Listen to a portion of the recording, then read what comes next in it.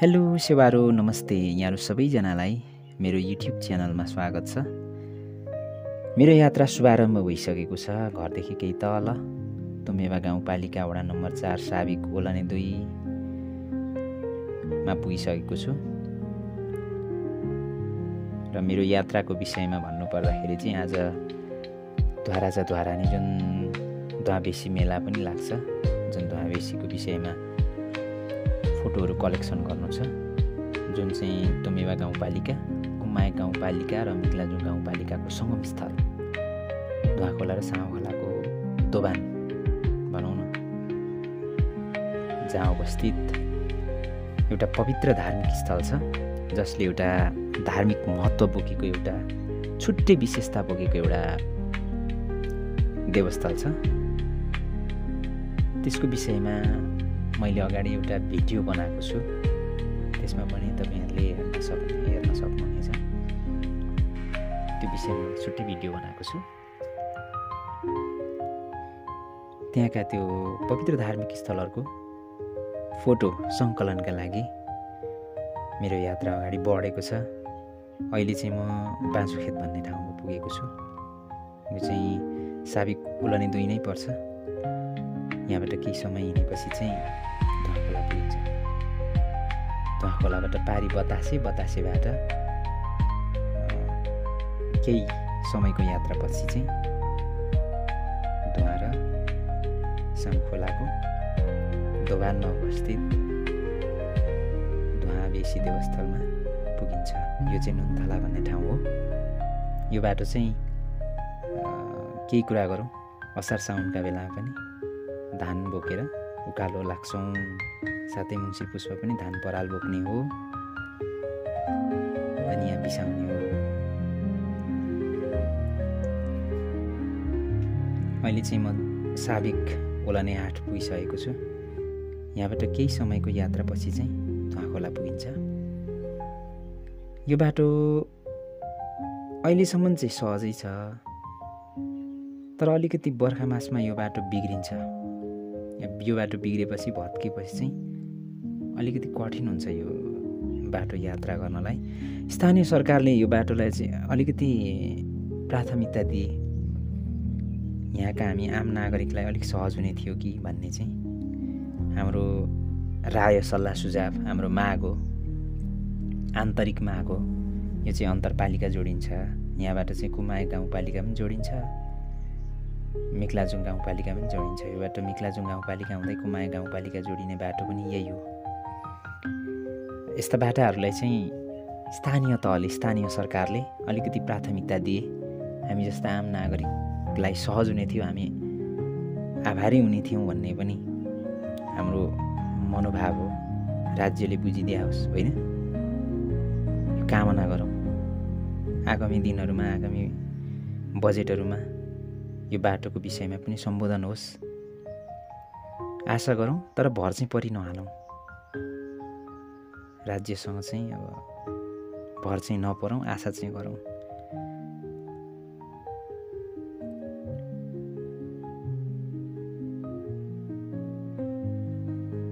त्यस्तो सहज पनि छैन यो बाटो हिँड्नलाई, र त्यस्तो कठिन पनि छैन यो बाटो यात्रा गर्नका लागि चाहिँ।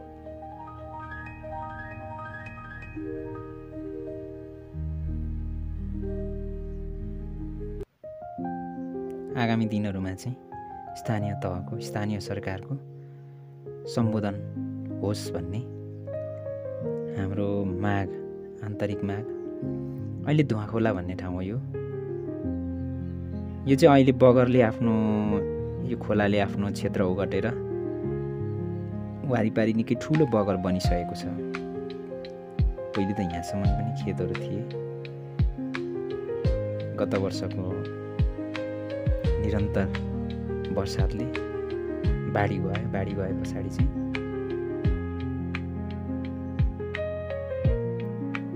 अहिले चाहिँ साबिक सरङ्गाडा, वर्तमान हालको मिक्लाजुङ गाउँपालिका प्रवेश भइसकेको छ।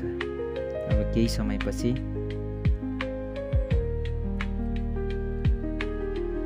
सायद मेरो फर्स्ट प्रोजेक्टका लागि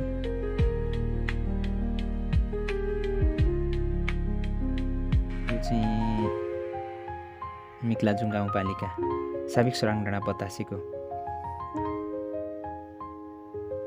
पुछारतिर होला यो ठाउँ।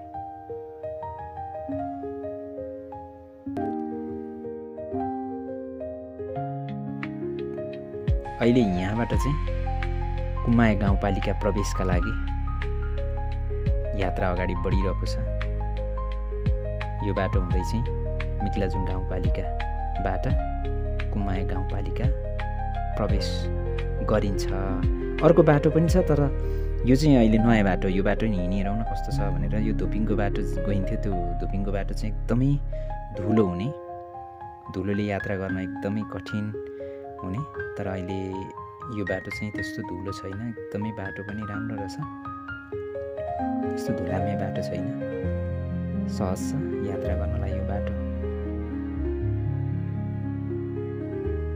माङजाबुङ जानुपर्छ भने चाहिँ अहिले माङजाबुङ जानु छ भने चाहिँ यो बाटो यात्रा गर्न अलिक सहज रहेछ। सबैजनालाई जानकारी पनि होस्, यो चाहिँ मिक्लाजुङ गाउँपालिका साबिक सोराङ डाँडा 6 बदासे हुँदै जोडिन्छ। यो बाटो चाहिँ माङजाबुङ जोडिने बाटो। यो चाहिँ त्यस्तो धुलो पनि छैन, एकदमै बाटो चाहिँ सहज तरिकाकै छ, सहज तरिकाले नै हिँड्न सकिन्छ यो बाटो।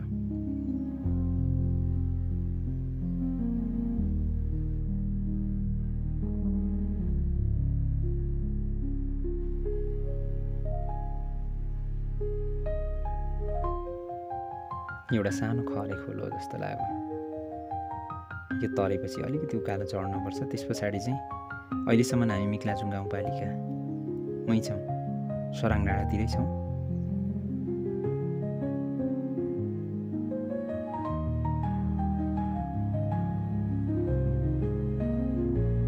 अन्त सबैजना खोलातिर पो बस्ती बसाल्न थालिसकेका छन् कि क्या हो।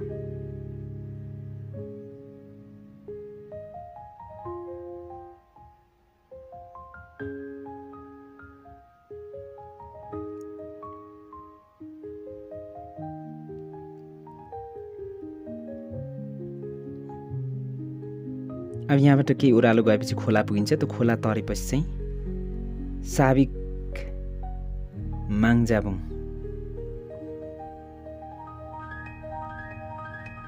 हालको माया गाउँपालिका वडा नम्बर 2 साबिक माङजाबुङ प्रवेश गरिन्छ। यो खोला तरिसकेपछि चाहिँ यहाँदेखि वरा चाहिँ मिक्लाजुङ गाउँपालिका साबिक सोराङ डाँडा खोला पारी माङजाबुङ गाविस, साबिकको माङजाबुङ गाविस हो भने हाल कुमाया गाउँपालिका वडा नम्बर 2 हो। यो खोलो तरिसकेपछि पुगियो। अब चाहिँ कुमाया गाउँपालिका प्रवेश गरियो साबिक माङजाबुङ।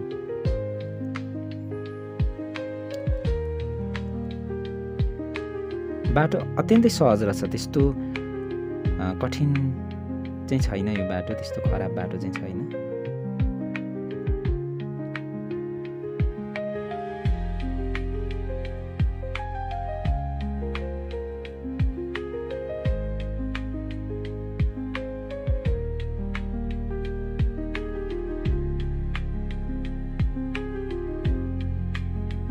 त्यस्तो खराब बाटो देखिएन यहाँ। बाटो सहजले नै यात्रा एकदमै सहज नै हुने रहेछ यो बाटो। त्यस्तो धुलो पनि हुँदैन। तर धुपिङको बाटो गइयो भने चाहिँ धुलोले एकदमै डिस्टर्ब गर्छ। त्यो बाटो धुलोले यात्रा गर्न अत्यन्तै कठिन हुन्थ्यो, किनभने योभन्दा अगाडि पनि त्यो धुपिङको बाटो धेरै हिँड्यो अनि त्यो हाइवे भइसकेको छ। त्यही भएर त्यहाँको धुलोले त्यहाँको यात्रा गर्न अत्यन्तै कठिन छ। तर अब यो बाटो पनि सहज रहेछ। अलिक केही घुमाउरो हो यो बाटो, तर अत्यन्तै सहज छ, साह्रै सहज। मजा आउँछ यो बाटो हिँड्नलाई।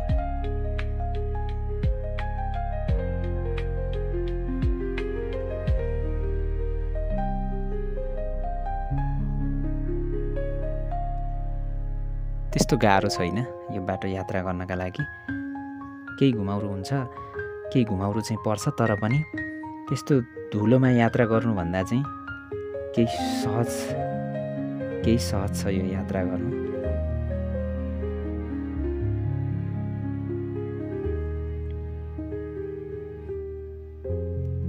अहिले चाहिँ ठ्याक्कै माङ्जाबुङ प्रवेश गरिसकिएको छ।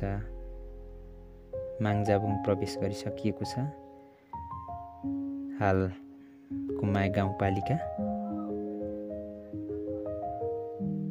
वडा नम्बर 2।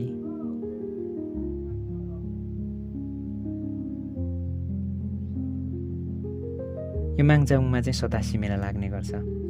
87 मेला चाहिँ प्रत्येक भदौका बेलामा, भदौ 26, 27, 28 मै होला मेला लाग्ने।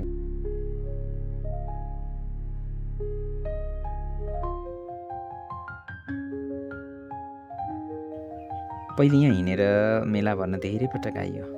यो बाटो कालामा पसिन पसिन भएर हिँडिन्थ्यो, किनभने एकदमै गर्मी हुन्थ्यो, घामले सेकाउँथ्यो।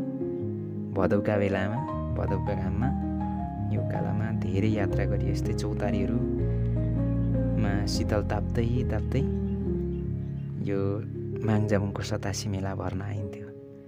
अहिले चाहिँ सर्र सेवा सुविधा पनि कति पाइयो होइन। सर्र बाइकमा आयो, मेला भर्यो, फर्कियो। यही बाटो गइन्थ्यो। अहिले त बिजुली पनि पुगिसकेको छ, बत्तीहरू पुगिसकेको छ। सर्र माङ्जाबुङ प्रवेश गरिसकियो। यो चाहिँ अहिले माङ्जाबुङ चौथी बजारदेखि केही वरका बस्तीहरू हुन्। बाटो एकदमै राम्रो बाटो रहेछ, यात्रा गर्नका लागि एकदमै सहज।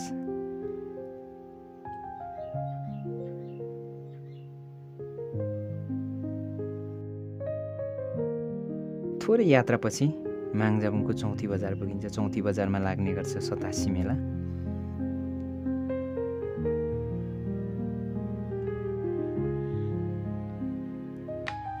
मैले 87 मेलाको चाहिँ भिडियो गर्न पाएको छैन। यो स्वास्थ्य चौकी हो। यो कुमाई गाउँपालिका वडा नम्बर 2 साबिक माङ्जाबुङको स्वास्थ्य चौकी हो। यो यस्तो राम्रो बाटो छ।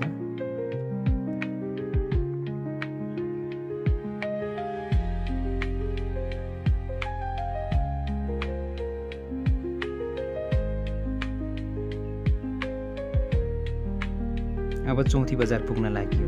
माङ्जाबुङको चौथी बजार सानो बजार छ। यही हो माङ्जाबुङको चौथी बजार। यो चौथी बजारमा 87 मेला लाग्छ। यो 87 मेलामा राखिएको गेट हो। 87 मेलाका बेलामा राखिएको गेट हो। ट्याक्सीहरू सञ्चालन हुन्छन्, बसहरू सञ्चालन हुन्छन्। यहाँबाट तराई जानका लागि बसको पनि सुविधा छ। हाल अहिले आएर एकदमै चौडा बाटो छ यो बजार। अब यस पछाडि चाहिँ माङ्जाबुङको भन्ज्याङ भन्ने ठाउँतर्फ प्रवेश गर्नका लागि यात्रा अगाडि बढिसकेको छ। यहाँबाट माङ्जाबुङको भन्ज्याङ भन्ने ठाउँमा जान लागेको हो।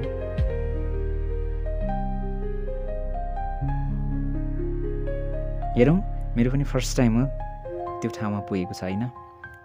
यहाँ चाहिँ पहिला पनि हिँडेकै हो, तर त्यो माङ्जाबुङको त्यो भन्ज्याङ भन्ने ठाउँमा चाहिँ फर्स्ट टाइम जान लागेको। हेरौँ कस्तो छ।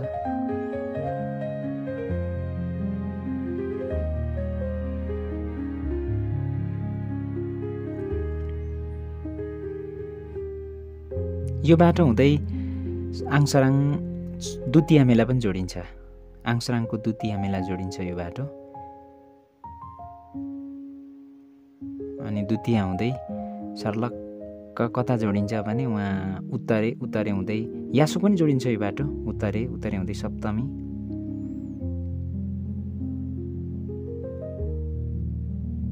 यो पनि एउटा भन्ज्याङ हो, तर म जान लागेको चाहिँ विशेष, यो पनि एउटा भन्ज्याङ नै हो, तर म जान लागेको चाहिँ विशेष एउटा सानो बस्ती छ भन्ज्याङ।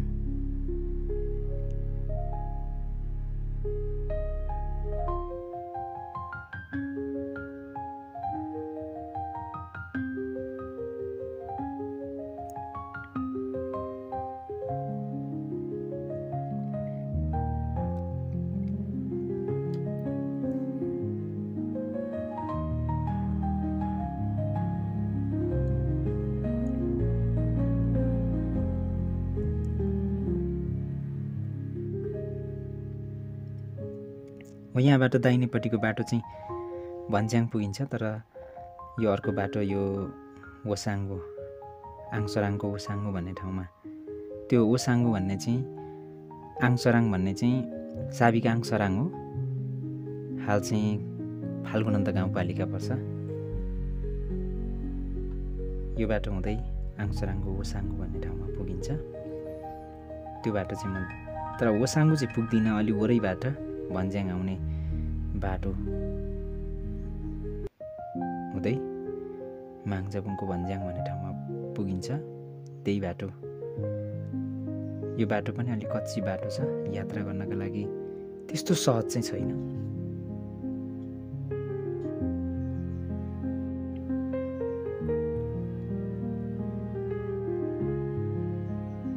यहाँदेखि मुनिको ठाउँलाई लामाटार भन्छ, देब्रेपट्टि अलि तल एउटा निकै राम्रो बस्ती छ, समथर परेको एउटा जमिन छ, त्यहाँ बस्ती छ, निकै बाक्लो बस्ती छ, त्यसलाई लामाटार भनेर भन्ने गरिन्छ। अहिले चाहिँ माङजाबुङको लगभग यहाँबाट चाहिँ साबिक आङसराङ पनि केही नजिक पर्छ।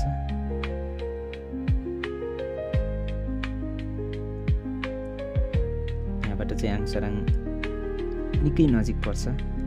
अहिले चाहिँ ठ्याक्कै माङजाबुङको यगम्बा भन्ने ठाउँमा पुगिन्छ भन्दा नि पुगिसकियो। यो ठाउँलाई चाहिँ यगम्बा भन्छ। यहाँ चाहिँ लिम्बू शेर्माहरूको पुर्ख्यौली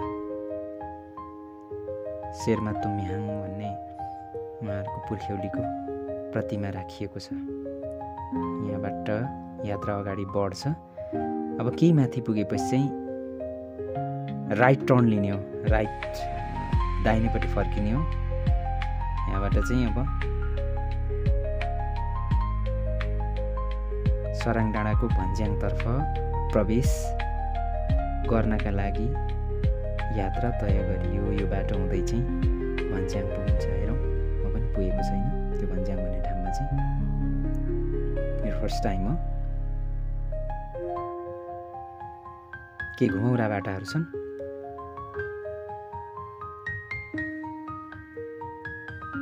केही पातला बस्तीहरू हुँदै केही घुमौरा बाटाहरू पार गरेपछि साबिक माङजाबुङको भन्ज्याङ भन्ने ठाउँमा पुगिन्छ।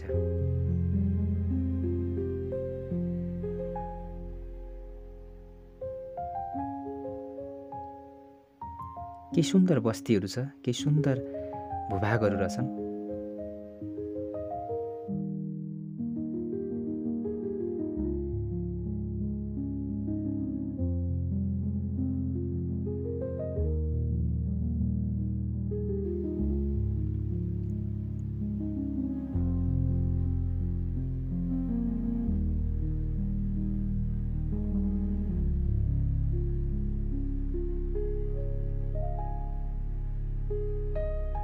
बाटो केही साँघुरो भए पनि त्यस्तो असहज, त्यस्तो कठिन बाटो छैन, सहज नै छ।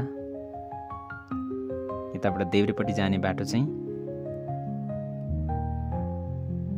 देउराली हुँदै छालासुकुवा सेवानाम्लाङ भन्ने ठाउँमा पुगिन्छ।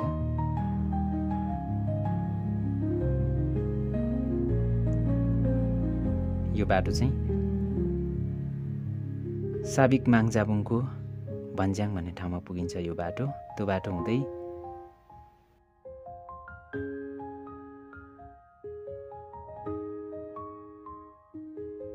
त्यो भन्ज्याङ हुँदै चाहिँ सेवा भन्ने ठाउँमा नि जोडिन्छ र अगाडि देखिएको भन्ज्याङमा पनि पुगिन्छ।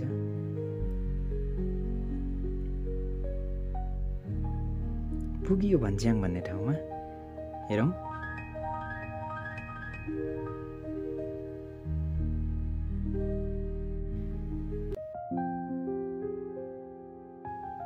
सानो बस्ती तर सुन्दर बस्ती यो भन्ज्याङ। यो ठाउँमा पनि पुगेको थिइनँ, फर्स्ट टाइम हो। अत्यन्तै सुन्दर रहेछ, सुन्दर बस्ती रहेछ। सानो बस्ती भए पनि यो भन्ज्याङ भन्ने ठाउँ म पनि फर्स्ट टाइम पुगेको यो ठाउँमा।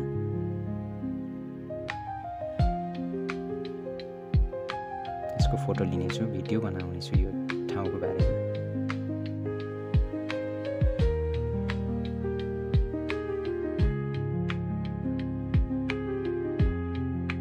यही हो भन्ज्याङ भन्ने ठाउँ। ऊ त्यो डाँडाको फेदीबाट आएको, त्यति देखिएको बाटोबाट आएको। साँच्चीकै सुन्दर छ यो बाटो। हिडन प्लेस, एउटा लुकेको ठाउँ हो कि यो।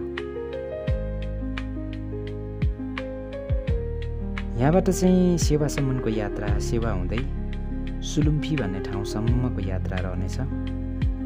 सुलुम्फी एउटा युनिक नाम छ। सुलुम्फी कस्तो भिरालो बाटो, साँकुरो बाटो, भिरका टुप्पा टुप्पामा घरहरू, अनि यसकै सिधा माथि भिरका टुप्पामा भन्ज्याङको सानो बस्ती थियो। यस्तो भिरका पहरा पहराहरूमा बनाइएको बाटो। मनाङ मुस्ताङ भन्दा कम छैन यी बाटाहरू।